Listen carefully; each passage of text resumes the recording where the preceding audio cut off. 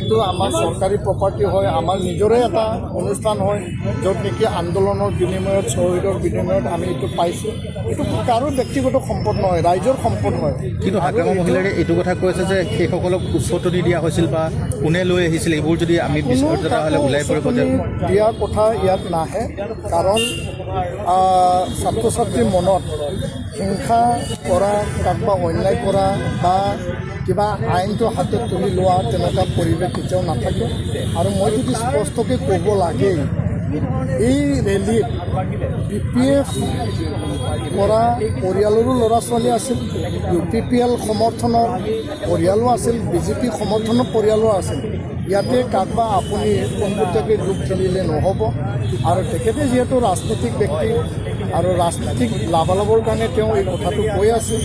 আৰু এই কথাটো আমি স্পষ্ট কৈছোঁ, তেওঁ যিহেতু BTCৰ প্ৰধান, BTCৰ মুৰব্বী, 35 লক্ষ জনসাধাৰণৰ মুৰব্বী হয় আৰু 26টাকৈ BTRত থকা জাতি জনগোষ্ঠীৰ মুৰব্বী হয়। চৰকাৰ হিচাপে তেওঁ সকলোৰে দায়বদ্ধতা লৈ আগবাঢ়িব লাগে। এনেকুৱা ৰাজনৈতিক দুখ খানি কাৰোবাৰ ওপৰত দুখ ঠেলি পেলাই সামাজিক আৰু আমাৰ যিখিনি শান্তি এটা পৰিৱেশ BTRত যোনটো আমি ঘূৰাই আনিলোঁ 2020 চুক্তিৰ পিছত, এইটো বিনষ্ট কৰা পৰিৱেশ তেওঁ কৰিব নালাগে। আৰু দুখ খেলাটো সেই কথাটো কোনো কাৰণত যোগ্য কথা নহয়। তেওঁ বিবেচনা কৰিব লাগে যে এই ঘটনাটো যাতে ভৱিষ্যতে কোনো কাৰণত নহয়।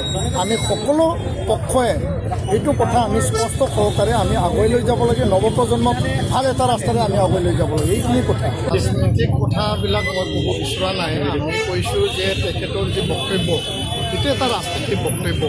তেওঁ নিজৰ ৰাজনৈতিক সুবিধা লাভালাভৰ কাৰণে কাৰোবাৰ ওপৰত দুখ জাপি দিছে। মই এইটোৱেই কৈছোঁ স্পষ্টকৈ যে এইটো ছাত্ৰ ছাত্ৰীৰ দ্বাৰা আয়োজিত স্বতঃস্ফূৰ্ত এটা কাৰ্যসূচী আছিল। ৰেলী শান্তিপূৰ্ণ আছিল আৰু তাত প্ৰশাসনৰ আৰক্ষী পুলিচ চব মজুত আছিল। আৰু এটা সময়ত আহি পেলাই ছাত্ৰ ছাত্ৰীসকল আৱেগিক হৈছিল। আৰু কণ কণ ল'ৰা ছোৱালী, কণ কণ ছাত্ৰ ছাত্ৰী, আৰু তেওঁলোকৰ দ্বাৰা এটা ভুল এটা তাত পৰিৱেশ বা পদক্ষেপ হৈ গ'ল। এই কথাটো লৈ কাৰোবাৰ ওপৰত দুখ খেলি ৰাজনৈতিক এটা ৰং সানিব বিচৰাটো আমি নিতান্তই দুখ পাইছোঁ। আৰু তেওঁ মুৰব্বী হিচাপে এইবিলাক কথা কোৱাটো কেতিয়াও ক'ব নাপায়। আৰু UPPL আৰু এপছুক একে জাগাত ৰাখি পেলাই তেওঁ এইটো মিহলাই পেলাই ৰাজনীতি কালাৰ সানি নিজৰ ৰাজনীতিক লাভালাভৰ কাৰণে কথা কোৱাটো মুঠেই আমাৰ কাৰণে গ্ৰহণযোগ্য নহয়। কাৰণ UPPL ৰাজনীতিক আদৰ্শৰ দ্বাৰা চলা এটা দল আৰু নিখিল বড়ো ছাত্ৰ সন্থাৰ ছাত্ৰ আৰু জাতীয় সংগঠন। আৰু কেতিয়াবা আমি BPFকো 2005ত সহায় কৰিছোঁ আৰু কেতিয়াবা আমি ইছ্যু ভিত্তিত এজেণ্ডা ভিত্তিত UPPLকো সহায় কৰিছিলোঁ। কিন্তু এপছুৰ এতিয়া ৰাজনীতিক কোনো এজেণ্ডা নাই, কাৰো কোনো দলৰ লগত আমাৰ তেনেকুৱা সম্পৰ্ক নাই। আমি নিজস্ব জাতীয় ছাত্ৰ সংগঠন হিচাপে জাতিৰ সুৰক্ষা, জাতিৰ ভৱিষ্যতৰ হকে আমি কাম কৰি আছোঁ। এই ৰাজনীতিক কথাবিলাক কৈ পেলাই ৰাজনীতিক লাভালাভৰ যি এটা অংক চলাইছে, সেইটো ৰাইজে অলৰেডি বুজি পাইছে। আৰু কোনো কাৰণত তেওঁ কথাত পঠিয়াল নাযায়।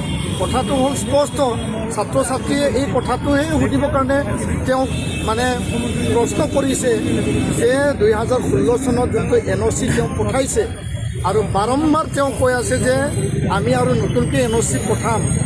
এই কথাটো ছাত্ৰ ছাত্ৰীয়ে জানিব বিচাৰিছে, কিন্তু তেওঁ NOCৰ কথাটো নকয়। আৰু NOCৰ কথাটো নোকোৱাকৈ তেওঁ সদায় এই যে 29 তাৰিখৰ যি ঘটনা, সেই ঘটনাটো দুৰ্ভাগ্যজনক আৰু অনাকাংক্ষিত যোনটো হৈ গ'ল, সেই ঘটনাটো আনি পেলাই এপছু আৰু UPPLক ৰং সানি নিজৰ ৰাজনৈতিক লাভালাভৰ কাৰণে তেওঁ এতিয়া কাম কৰি আছে। ইয়াৰ পৰা তেওঁ বিৰত থাকিব লাগিব। তেওঁ ইমান জ্যেষ্ঠ মানুহ, তেওঁ বড়োলেণ্ড আন্দোলনত সশস্ত্ৰ আন্দোলন সংগ্ৰাম ধৰি অহা এজন মানুহ আৰু প্ৰায় 15টা বছৰ তেওঁ শাসনত থকা এজন ব্যক্তি ৰাজনীতিক স্বাৰ্থৰ কাৰণে ইমান তললৈকে কিয় নামিব লাগে, আমি সেইটোহে দুখ পাইছোঁ।